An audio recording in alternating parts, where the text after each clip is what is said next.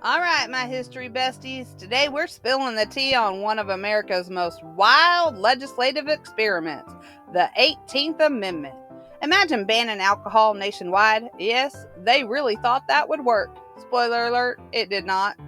Instead, we got gangsters, secret bars, and a whole lot of federal drama.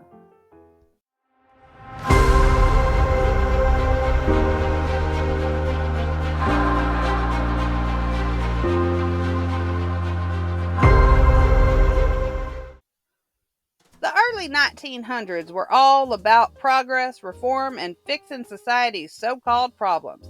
Enter the temperance movement, a group of mostly middle class women, religious leaders, and social reformers who were convinced that alcohol was destroying America.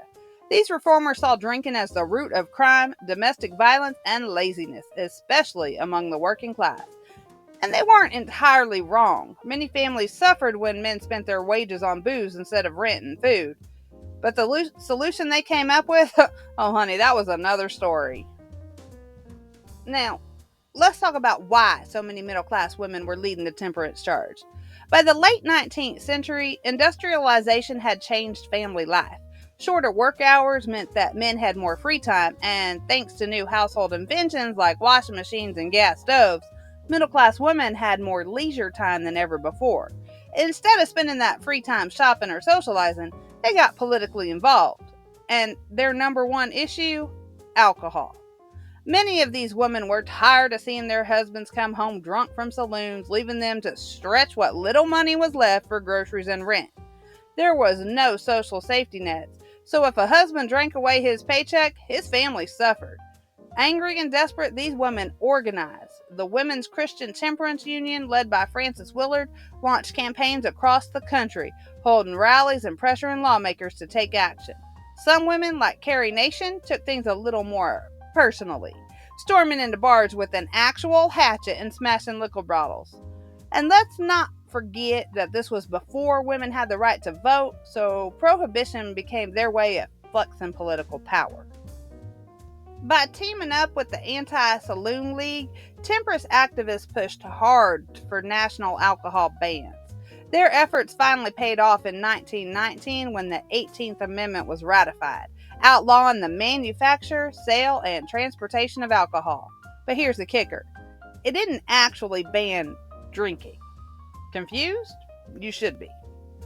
To make prohibition actually happen, Congress passed the Volstead Act, which put the federal government in charge of enforcing the alcohol ban. The problem? It was strict on paper, but a disaster in practice. There were simply not enough federal agents to patrol every bar, alley, and border crossing. The entire country had only about 1,500 enforcement agents, and most of them were completely underpaid and underprepared. On top of that, local police departments were often corrupt, with officers happily accepting bribes from bootleggers to look the other way. While the government made a few big raids to seize illegal liquor, smugglers stayed one step ahead. Alcohol flooded in from Canada, Mexico, and the Caribbean, brought in on secret train cars, hidden in barrels marked as olive oil, and even smuggled inside hollowed out loaves of bread.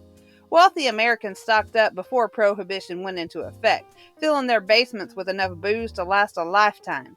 Meanwhile, people with medical conditions conveniently started getting whiskey prescriptions from doctors. Prohibition had so many loopholes that the government never really had a chance. Now, if there's one thing history has taught us, it's that when you ban something people want, they will find a way to get it. Enter bootlegging, speakeasies, and organized crime. With alcohol now illegal, criminal networks stepped in to supply it. Cities like Chicago, New York, and Detroit became centers of illegal liquor production, and bootlegging became one of the most profitable industries in the country. Gangsters, realizing they could make millions from smuggling and selling alcohol, took over the market. One of the most notorious figures to emerge from this era was Al Capone, the kingpin of Chicago. Capone controlled the city's liquor supply, ran illegal gambling rings, and owned dozens of speakeasies. At the height of his empire, he was making $60 million a year, which today would be over $1 billion. But his success wasn't without bloodshed. The competition between rival gangs turned cities into battlegrounds. Gunfights, bombings, and assassinations became a part of daily life. The most infamous event of the era was the St. Valentine's Day Massacre in 1929, where Capone's men, dressed as police officers, lined up members of a rival gang and gunned them down in cold blood.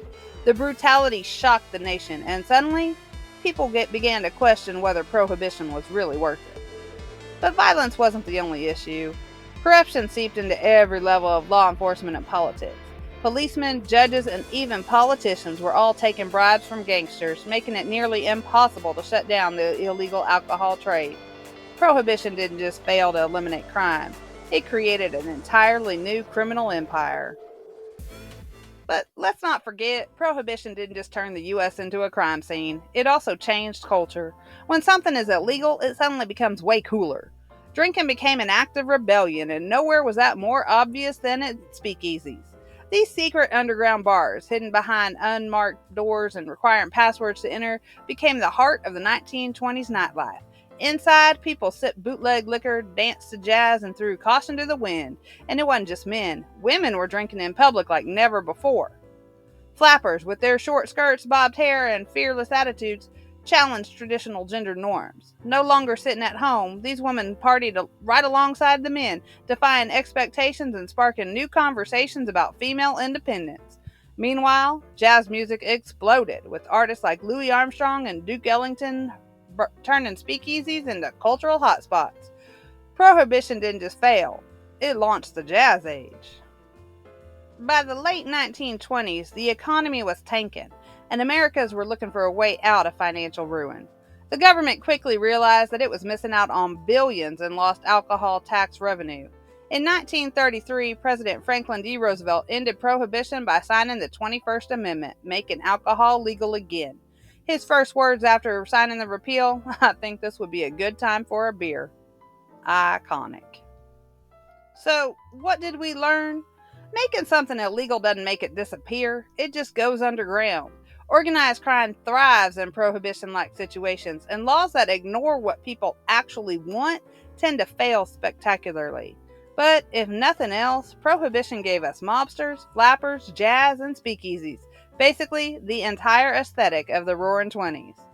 And that, my friends, is why prohibition is one of America's biggest oopsies. What's another law that totally backfired? Drop it in the comments. And don't forget to like and subscribe for more history tea. Bye!